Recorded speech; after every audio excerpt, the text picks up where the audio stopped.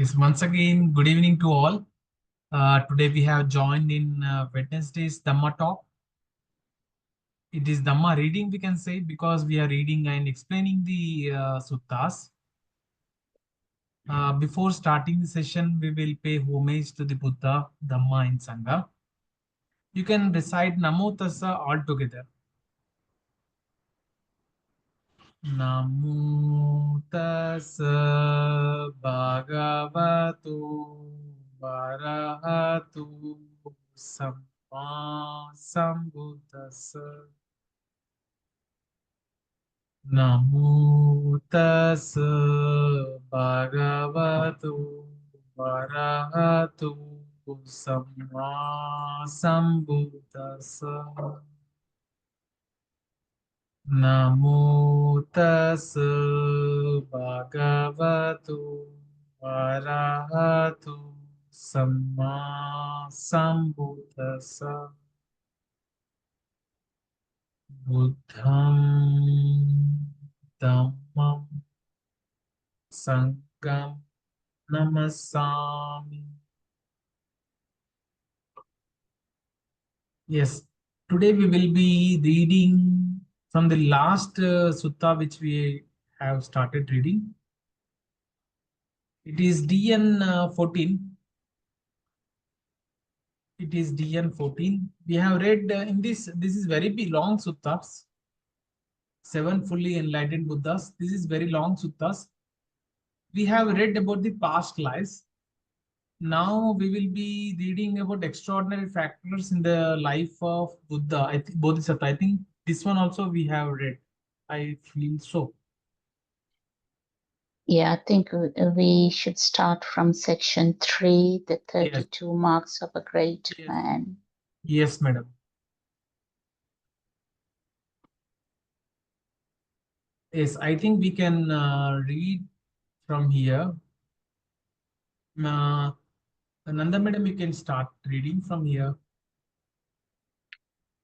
The 32 marks of a great man. Monks, when Prince Vipassī was born, royal ministers announced it to King Bandhumata. Sire, your son is born. Let your majesty see the prince. When the king had seen the prince, he had the Brahmin predictors summoned and said to them, Sirs, please examine the prince. When they had examined the prince, they said to the king, Rejoice, O king, an extraordinary son is born to you. You're fortunate, so very fortunate, to have a son such as this. Born in this family, the prince has the 32 marks of a great man. A great man who possesses these has only two possible destinies, no other. If he stays in the home life, he becomes a king, a universal king, a righteous and disciplined king. His kingdom extends to the entire earth. He achieves stability on the earth, and he possesses the 7 treasures.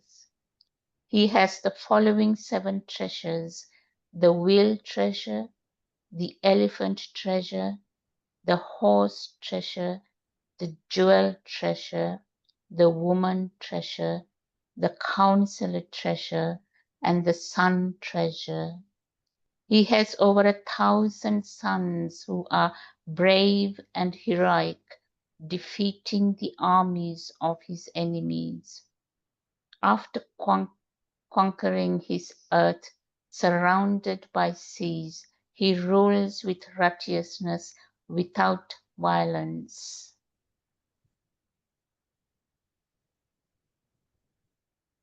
However, if he goes forth from the lay life to homelessness and becomes a monk, he becomes a liberated one, a fully enlightened Buddha who draws back the veil of ignorance from the world. Sir, what are the marks which he possesses? He has feet with level soles. On the soles of his feet there are imprints of 1,000 spokes wheels with rings and hubs complete in every detail. He has long heels. He has long fingers and toes. His hands and feet are soft and tender. His hands and legs are flexible. He has high raised ankles. His calves are muscular like those of the deer. When standing upright and not bending over, he can touch his knees with either hand. His male organ is covered as if enclosed in a sheath. His complexion is golden and his skin has a golden sheen. He has smooth skin, so smooth that dust and dirt don't stick to his body. His body hairs are separated, one per paw. His body hairs grow upwards. They're blue, black, and curl clockwise. His body as straight as a Brahma's. He has well-built muscles in 7 places. His chest is like that of a lion. The gap between the shoulder blades are filled in. His body is equally proportioned and his height is 6 feet. His upper body is proportionally built. He has the taste buds that enhance the taste of food. His jaw is like that of a lion, very strong. He has 40 teeth. His teeth are even. His teeth have no gaps. His teeth are perfectly white. He has a long, wide tongue. He has a Brahma-like voice, which is as sweet as the bird Karavika's call. His eyes are deep blue. He has big eyes like that of a newly born calf. Between his eyebrows there grows a single strand of hair, soft and white like cotton wool. His forehead is flat and tall. These are the 32 marks of a great man, and the prince has these. A great man who possesses these has only 2 possible destinies, no other. If he stays in the home life, he becomes a king, a universal king. But he goes forth from the lay life to homelessness, he becomes a liberated one, a fully enlightened Buddha who draws back the veil of ignorance from the world. Yes, madam. Can you explain it briefly, madam? Yes, now the Buddha, Vipassī, possesses the 32 marks of a great man. I think they're called, if I can remember, Mahapurisa Lakna. They're the physical characteristics that appears in a great Buddhas. So this Buddha, the Bodhisattva, is destined to become either a universal monarch or a fully enlightened Buddha who renounce the world and help the mankind to stop suffering and experience liberation. And there are few great marks like a very beautiful voice and a golden skin, and a beautiful, pleasant, and gentle speech, and a very beautiful body to look at. Yes, madam. Really, these are the 32 marks of a great man, which has a different quality. And in one of the suttas, it explains that each quality has some characteristic, in the sense, because of performing very good deeds, these characteristics have been inbuilt in the Buddha when he was reborn from heaven. And now we will be reading next point. Chaya madam, do you want to read? Hello, can you listen to me? Am I audible? Yes. Yes, ma'am. Yes, I can read this. Yes. So, he came to be known as Vipassī. Monks, King Baduma had the Brahmin predictors dressed in fresh clothes and satisfied all their needs. The king appointed nurses for Prince Vipassī. Some suckled him, some bathed him, and some held him, and some carried him on their hip. From when he was born, a white decorated umbrella was held over him day and night with the thought, don't let the cold, heat, grass, or dust bother him. He was dear to and beloved by many people like a blue, red, or white lotus. He was always passed around with joy from nurses hip to hip.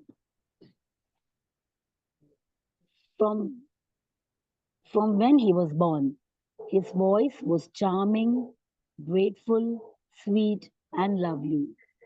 It was as sweet as the calf of the Karavika bird found in the Himalayas. From when he was born, Prince Vipassī had the power of the divine eye, which appeared as the result of his past good karma. He could see for 10 kilometers all around, both day and night. He was unblinkingly watchful, like gods of the Tavatimsa. And because it was said that he was unblinkingly watchful, he became to known as Vipassī. Then, while King Baduma was sitting in the judgment hall, he'd sit Prince Vipassī in his lap and explain the case to him. Sitting there in his father's lap, the Prince Vipassī would thoroughly consider the case and draw a conclusion using a logical procedure. So this was all the more reason for him to be known as Vipassī.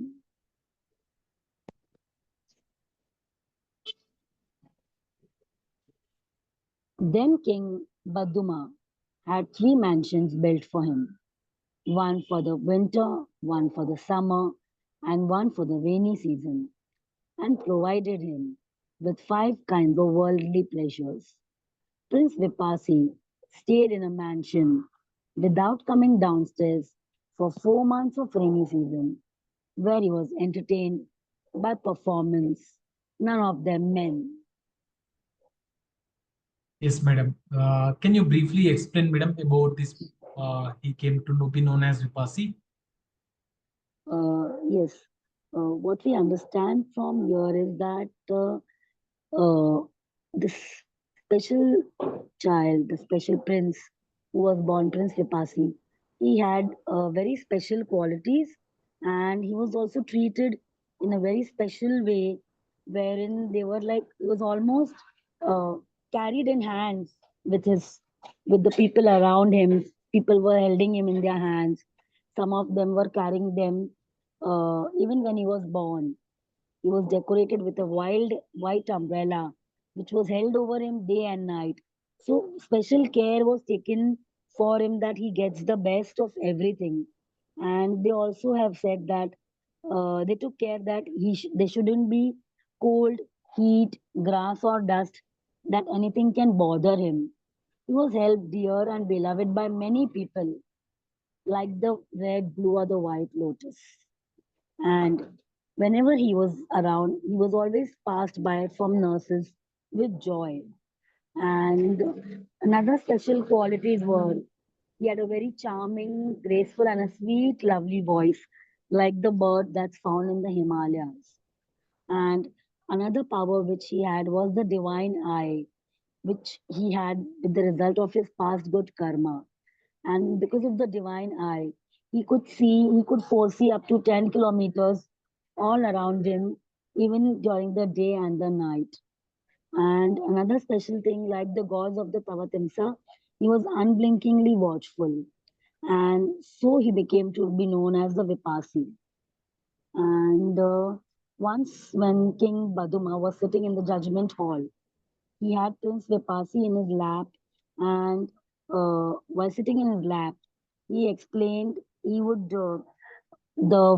King Baduma and Vipassī would exchange their thoughts, and uh, Prince Vipassī would thoroughly consider the case and come down to a conclusion with a very logical manner. So there were many reasons uh, which he possessed, and that is why he was known to be a Vipassī. And for his special, to keep him very special and preserved, King Baduma had built three mansions for him, one for winter, one for summer, and the other one for the rainy season. They provided him with all the kind of worldly pleasures.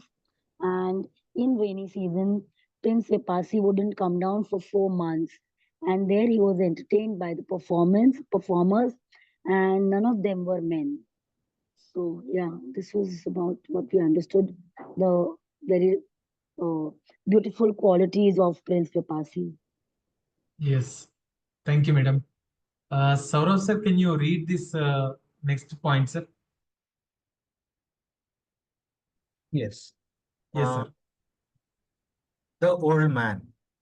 Then, after many thousands of years had passed, Prince Vipassi addressed his charioteer, "My dear charioteer, arrange the finest chariots. We will go to a park and see the scenery." "Yes, Prince," replied the charioteer. He arranged the chariots and informed the prince, "Prince, the finest chariots are harnessed. Please go at your convenience." Then Prince Vipassi got on a fine carriage and along with other fine carriages set out for the park. Along the way, the prince saw an elderly man bent over, crooked, leaning on a walking stick, trembling as he walked, sick and past his youth. He addressed his charioteer, "My dear charioteer, what has that man done? His hair and his body are unlike those of other men." "Prince, he is called an old man." "But why is he called an old man?" "Prince, he is called an old man because he doesn't have long to live." "But my dear charioteer, will I grow old? Am I not exempt from old age?" "Prince, everyone will grow old, including you. No one is exempt from old age." "Well then, my dear charioteer, that's enough of the park for today. Let's return to the royal palace." "Yes, Prince," replied the charioteer, and returned to the royal palace. Back at the royal palace, the prince was saddled and unhappily thought, shame on this thing called birth. Since old age will come to anyone who's born, then King Bandhuma summoned the charioteer and asked, "My dear charioteer, I hope the prince enjoyed himself at the park. I hope he was happy there." "No, sir, the prince didn't enjoy himself at the park. He did not go to the park. But what did he see on the way to the park?" The charioteer told the king about the old man and the prince's reaction. Yes, sir. Can you explain, sir, in briefly? So, uh, Prince Vipassī, uh, so this says that after many thousands of years had passed, so it says that unlike us, Prince Vipassī, he was living in the times when human life was very long. It was Correct. thousands of years long. And although he had enjoyed his life in different palaces and everything, he had not seen an old man. So this tells us that after thousands of years of enjoying, he went out with his charioteer and he saw a park and scenery and all the uh, fine things in the park. Uh, but he saw an old man who was bent over, crooked, and he was unable to walk without a stick. He was sick and he was very old. So when he had asked his charioteer about this, will I grow old like this man? And is it possible that I will be exempt from this? But his charioteer bluntly told him that it is something that will happen to everyone, and nobody can skip this process. Everybody will have to go through a process of old age.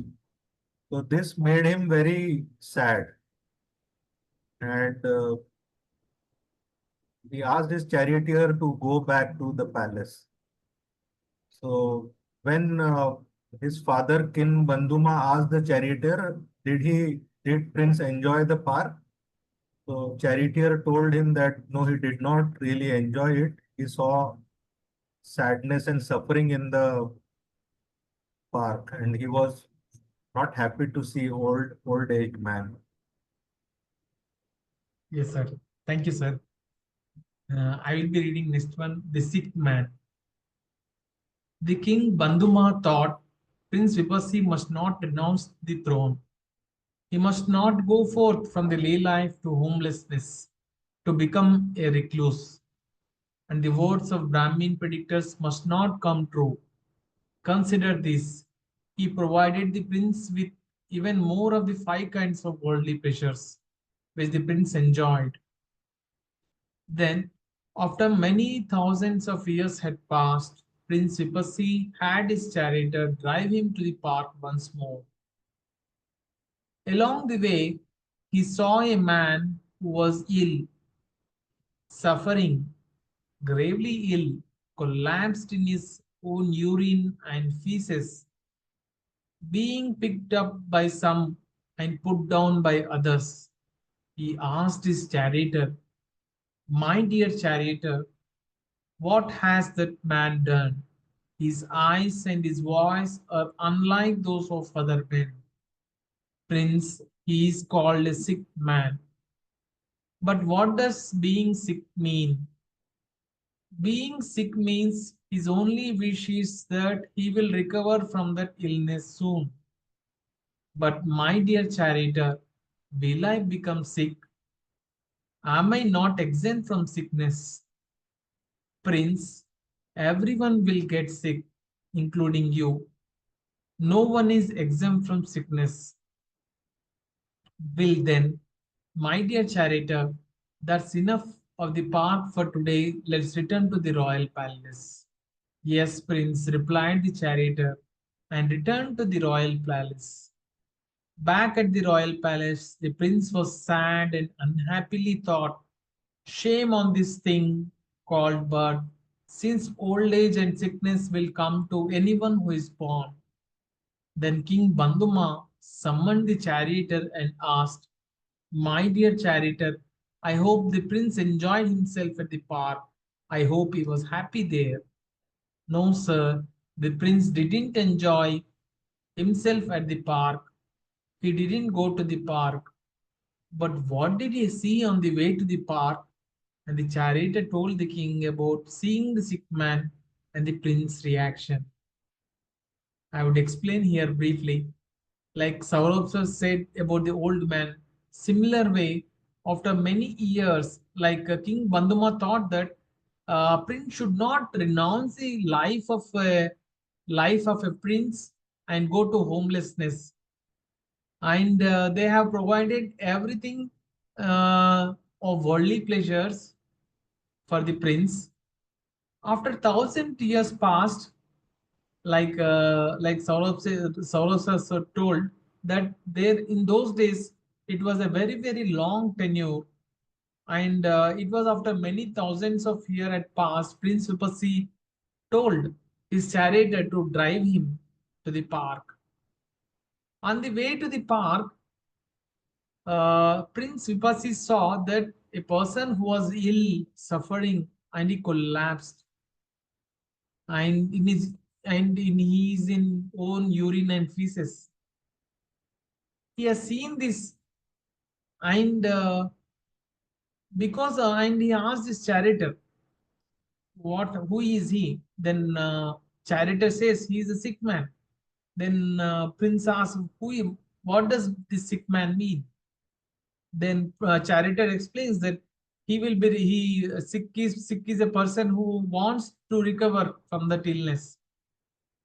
And Prince asks charioteer whether I will become sick. Then charioteer says, "No, everyone will get sick." And Buddha and Prince asks whether I am not exempt from sickness. Charioteer says, "We are not exempt. No one is exempt from sickness." And then Prince says, "No, it's enough for today, and we will go return to the palace." Then they return to the royal palace, and Prince was sad and unhappily because everyone gets old age and sickness who were born. And King Banduma, as usual, asked the charioteer whether the prince enjoyed himself. "I hope he's enjoyed. He was happy." Then charioteer says, "No, he didn't enjoy. He didn't go to the park." Then King asks, "What happened? What did he see?" Then charioteer explains that he has seen the sick man. And next, the dead man. Sindhu, do you want to read? Okay. Uh, Nanda madam, can you read, madam?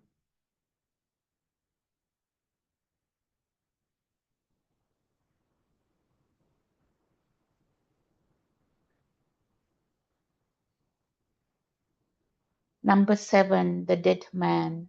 Monks.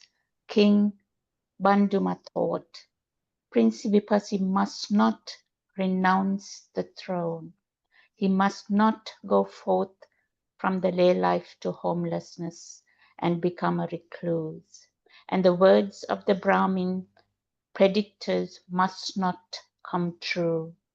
Considering this, he provided the prince with even more of the 5 kinds of worldly pleasures which the prince enjoyed.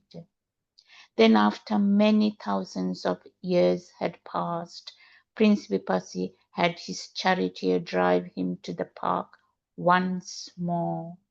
Along the way, he saw a large crowd gathered, making a hut out of red clothes. He asked his charioteer, "My dear charioteer, why is that crowd making a hut out of red clothes?" "Prince, that is for someone who's dead." "Well then, drive the chariot up to the dead." "Yes, Prince," replied the charioteer, and did so.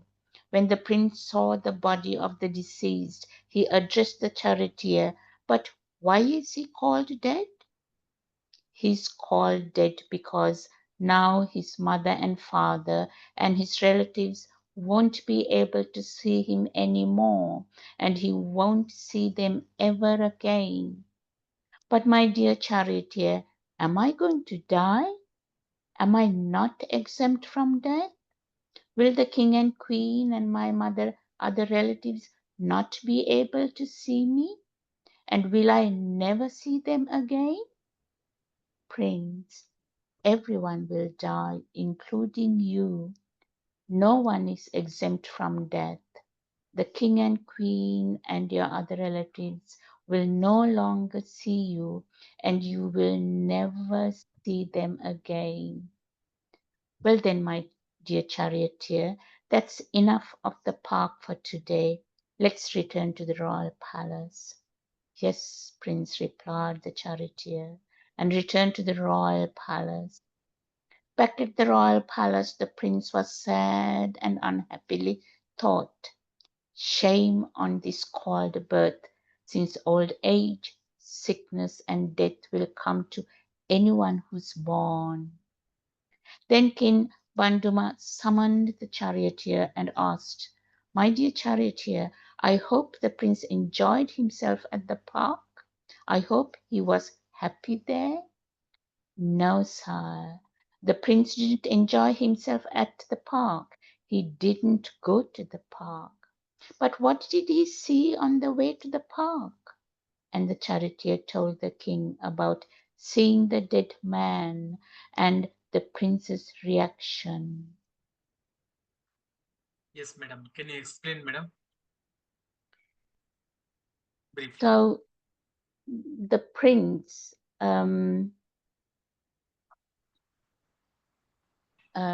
went again to the park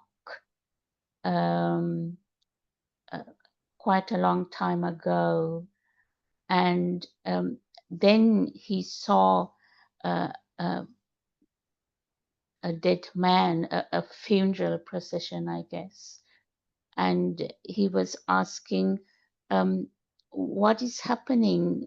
What is the matter with that man? Why everybody's carrying him? Why is he silent and unmoving? And then the charioteer said, Prince, that is a dead man. He has passed away. His life has ended. He's not going to live again. And we all must die as well. So the so charioteer said everyone must die. No one is exempt from death, and even your mother and father and your relatives will die. That is the reality of life. So the prince was very unhappy and asked the chariot to take him back to the palace. And the king asked the charioteer what happened, and the charioteer explained that the prince saw a dead man, and therefore he was very sad and unhappy, and that is the reason that the prince is feeling unhappy. Um,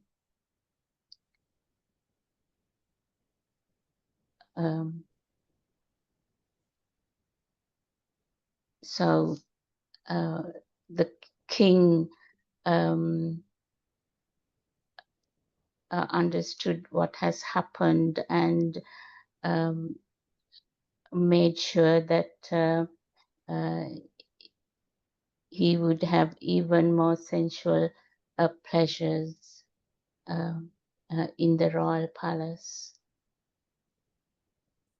Yes, madam. Chai, madam, can you read next one, the recluse?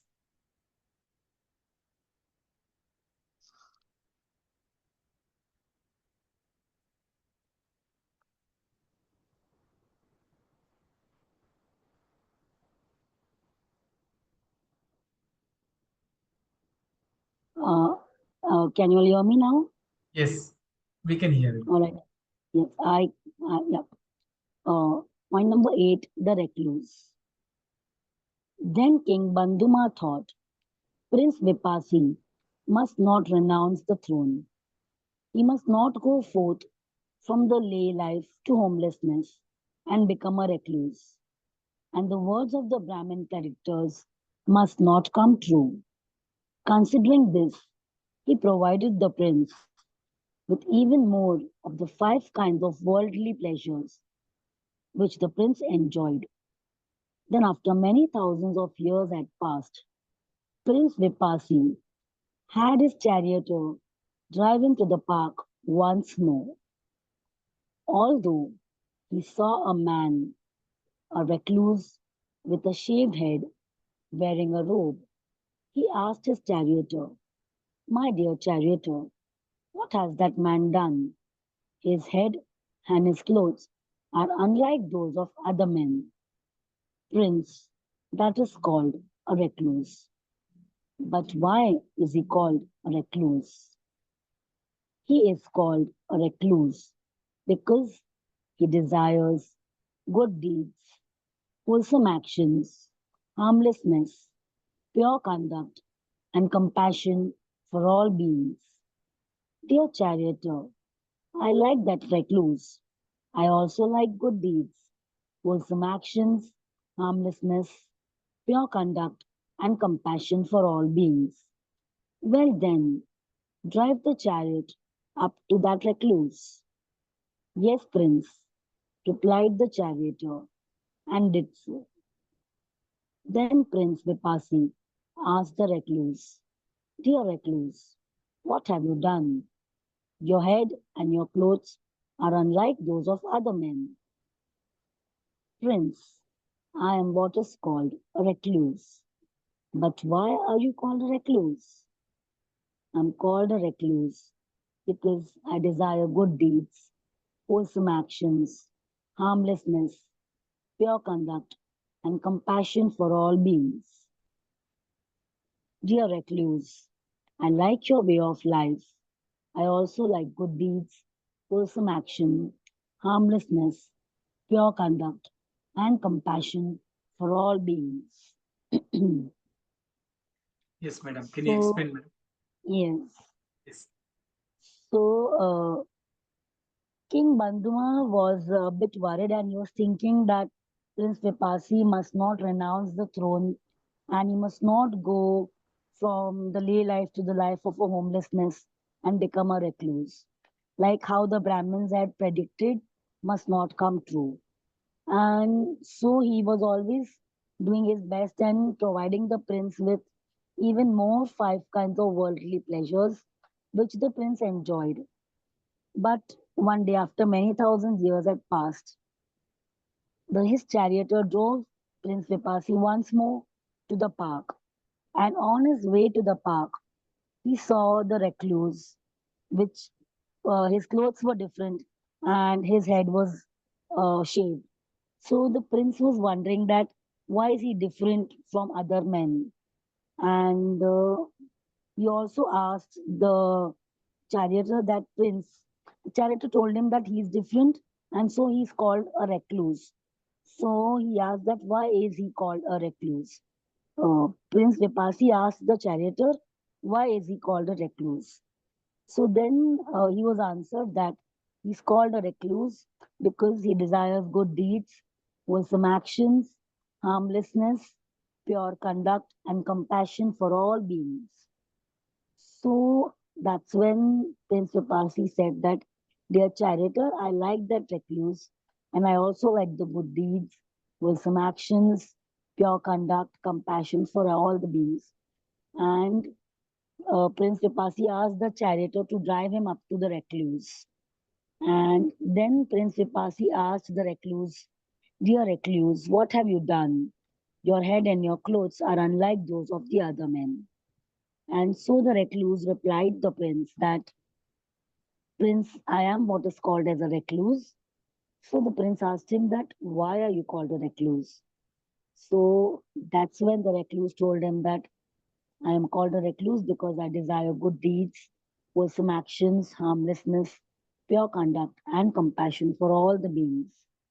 And so Prince Vipassi also said that, "Dear recluse, I like your way of life. I like the good deeds, wholesome actions, harmlessness, pure conduct, and compassion for all the beings." Thank you, madam. Saurav sir, can you read this becoming a recluse? Yes. Becoming a recluse. Then the prince addressed the charioteer. "Well then, my dear charioteer, take the chariot and turn to the royal palace.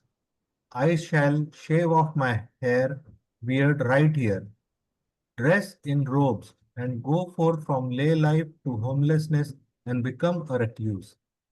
"Yes, prince," replied the charioteer, and did so. Then Prince Vipassi shaved off his hair and beard, dressed in robes, and went forth from lay life to homelessness, and became a recluse. Uh, Next one also you can read, sir. It is very short. So, That was very short. a, a great crowd goes forth.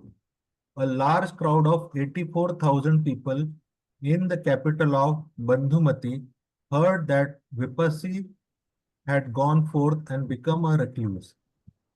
It occurred to them, this must be no ordinary teaching and training, not a ordinary going forth in which Prince Vipassi has gone. Since Prince went forth, why don't we do the same? Then the great crowd of 84,000 people shaved off their hair and beard, dressed in robes, and followed the Bodhisatta Vipassi, by going forth from lay life to homelessness. Accompanied by that, accompanied by that assembly, the Bodhisatta Vipassi wandered on tour among the villages, towns, and capital cities. Then, as he was meditating alone, this thought came to his mind. It's not appropriate for me to live in a crowd. Why don't I live alone, withdrawn from the group? After some time, he withdrew from the group to live alone.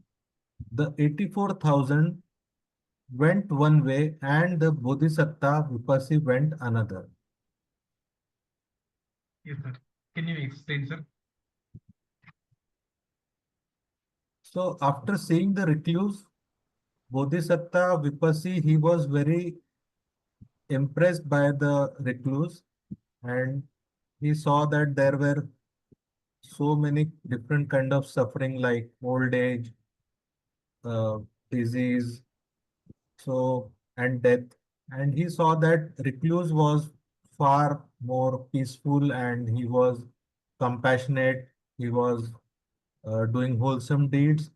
This impressed him so much that he decided to become a recluse by going back to the royal palace. He shaved off his hair and beard and he took up robes suitable for a recluse and he went from lay life to homeless less life. And seeing him, the people of his kingdom, they also thought that it must be some great training. It was no ordinary teaching or training. That's why Prince Vipassi has taken up robes and shaved off his hair and beard. So they also followed his footsteps and a great crowd of 84,000 people shaved off their hair and they dressed up in robes. And they also followed the Bodhisatta Vipassi and they went from lay life to homeless life. and they were touring from one town to another, villages and different capitals. So uh, Prince Vipassī was once meditating alone, and a thought came to his mind that he has taken up robes and he wanted to uh, leave the lay life and go to a homeless life. And if he is surrounded by a crowd, it was not appropriate for him. So he thought of withdrawing from the group, and he he withdrew from the group and he went to live alone. And the 84,000 followers, they also went another way. Thank you, sir. I will be reading the next one. Bodhisattva Vipassi's reflections. Monks, as the Bodhisattva Vipassī was meditating under the palol tree, this thought came to his mind. These beings have fallen into suffering.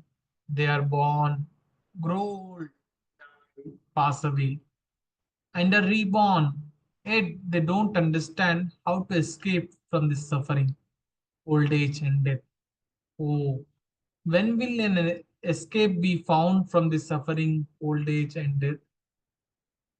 Then the Bodhisattva Vipassī thought, when what exists is there a old age and death? What is the condition for old age and death? Then through wise consideration, he comprehended with wisdom, when birth exists, there's old age and death. Birth is the condition for old age and death. Then the Bodhisattva Vipassī thought, when what exists is their birth. What is the condition for birth? Then through wise consideration, he comprehended with wisdom, when the arranging of karma exists, there's birth. The arranging of karma is the condition for birth. Then Bodhisattva Vipassī thought, when what exists is the arranging of karma, what is the condition for arranging of karma? Then through wise consideration, he comprehended with wisdom, when clinging exists, there is the arranging of karma. Clinging is a condition for the arranging of karma. Then the Bodhisattva Vipassī thought, when what exists is there clinging, what is the condition for clinging? Then, through wise consideration, he comprehended with wisdom, when craving exists, there clinging. Craving is the condition for clinging. Then the Bodhisattva Vipassī thought, when what exists is there a craving, what is the condition for craving? Then through wise consideration, he comprehended with wisdom, when feeling exists, there is craving. Feeling is a condition for craving. Then the Bodhisattva Vipassī thought, when what exists is there feeling, what is the condition for feeling? Then through wise consideration, he comprehended with wisdom, when contact exists, there is a feeling. Contact is a condition for feeling. Then the Bodhisattva Vipassī thought, when what exists is a contact, what is the condition for contact? Then through wise consideration, they comprehended with wisdom, when the six bases exist, there is a contact. The six bases are the condition for contact. Then the Bodhisattva Vipassī thought, when what exists are the six bases, six sense bases, what is the condition for the six sense bases? Then through wise consideration, he comprehended with wisdom, when name and form exist, there are the six sense bases. Name and form is the condition for six sense bases. Then the Bodhisattva Vipassī thought, when what exists is there a name and form? What is the condition for name and form? Then through wise consideration, he comprehended with wisdom, when consciousness exists, there is name and form. Consciousness is a condition for name and form. Then the Bodhisattva Vipassī thought, when what exists is their consciousness, what is the condition for consciousness? Then, through wise consideration, he comprehended with wisdom, when name and form exist, there's consciousness. Name and form is a condition for consciousness. Then the Bodhisattva Vipassī thought, this consciousness turns back from name and form, and doesn't go beyond name and form. It is to this extent that a being is born, grows old, dies, and passes away, and reborn. That is, name and form is a condition for consciousness. Consciousness is a condition for name and form. Name and form is a condition for six sense spaces.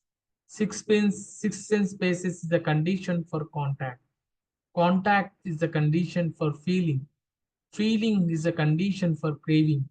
Craving is the condition for clinging. Clinging is a condition for arranging of karma. The arranging of karma is the condition for birth. Birth is condition for old age and death, sorrow, crying, pain, sadness, and distress to come. This is how this entire mass of suffering arises. Just I will check how long it is. I think we can stop here, and I will just briefly tell that after becoming a recluse, like as Saurabh sir read, he has went in a different direction and went separately. And when he was meditating under the parallel tree, he then a thought came to his mind. Then why we are being suffering? Why we are born? What is the reason for it? Then through wisdom analysis, then he come out with the dependent origination. Then everything about the links of the dependent origination. He explains both. Vipassī explains about the links of the dependent origination. Here we will end for the day. We will have some discussion and we will close the session. Nanda madam, do you want to share something? Yes, that is a beautiful reading. I was thinking, are we not glad that these great bodhisattvas appear on this earth? Very rarely, but even then, once in a while, they appear and help the mankind by teaching, as you said, dependent origination and primarily how to stop suffering. I was thinking we are so grateful for our Gautama Buddha because he rediscovered dependent origination. When you are reading, I was thinking, there's no way I would, all by myself, would understand dependent origination. I didn't even know how my mind moves until I started practicing 6 hours. So it is, I feel really grateful and feel very, very fortunate that Buddhas like Vipassī Buddha and Gautama Buddha appear on this earth to teach us how to stop suffering and enjoy liberation. Thank you for choosing this and reading this. Yes, madam. Paul sir, do you want to share something?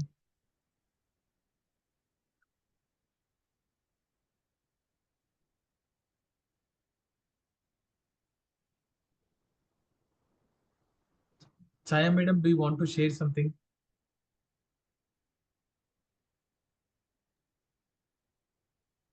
I would like to say that yes, thank you for choosing this passage because it's like understanding dependent origination has been one of the most highlighting point in this in the read that we the passage that we read today.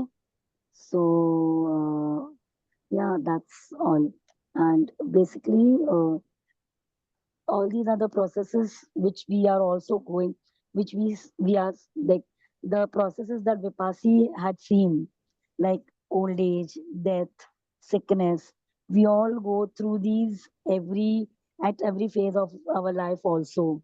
And when we understand how only by understanding the teachings of the Buddha and and by practicing the 6R, we are able to at least not, if not end, but at least we are able to deal with our sufferings in a better way. So understanding dependent origination has been really helpful, and thank you for reading this passage today. Yes, ma'am. Saurav sir, do you want to share something? Um, the most important part was like dependent origination only, because this was the life of bodhisattvas. They seem similar to how Gautam Buddha had also gone through.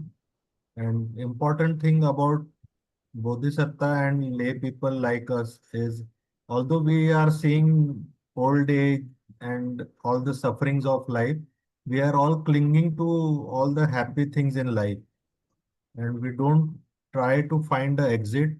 So that is how different they have a very different mindset to liberate themselves. If we didn't have the teaching, we would never try to even find a way out. We would always be clinging to happy moments of our life and ignore the sufferings of life. And we would keep trying to find another birth. Now perhaps we will think of uh, finding a way out, like not clinging to all the so-called goodies of life, and without clinging, and we would lead a more happy life. So, Truly, sir, truly. What you said is truly that we are very fortunate enough to get the teaching. Uh, Really, it is very good that we have started practicing Dhamma and we have started walking on the path of Dhamma. Definitely, this path will lead to our end of suffering.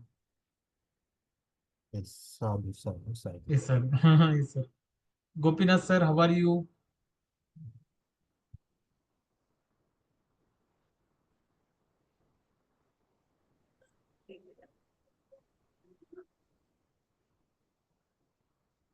Gopinath, sir, do you want to share something?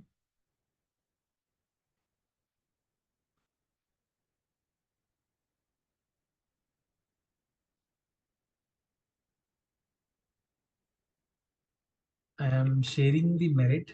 I'm opening the sharing. I will share the screen. We will end the session by reading the sharing merit by all together. We can read all together. I think no screen is visible. We will read all together. May suffering ones. Is Gopinath sir, do you want to speak, sir?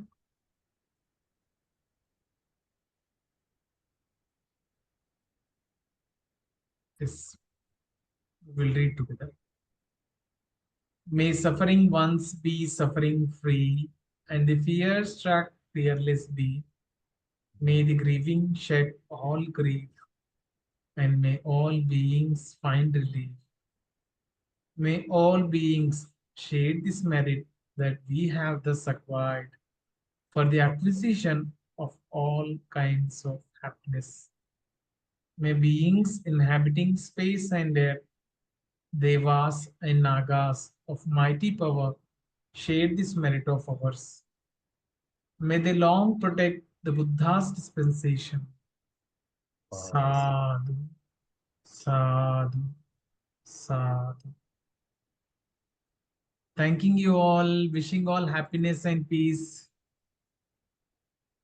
Thank you, sir. Thank you, Nanda madam. Thank you, Paul sir. Thank you, Chaya madam. Thank you, Saurabh sir. Thank you, Gopinath sir. Thank you, Sindhu, for joining. Thanking you all. Bye bye. Bye.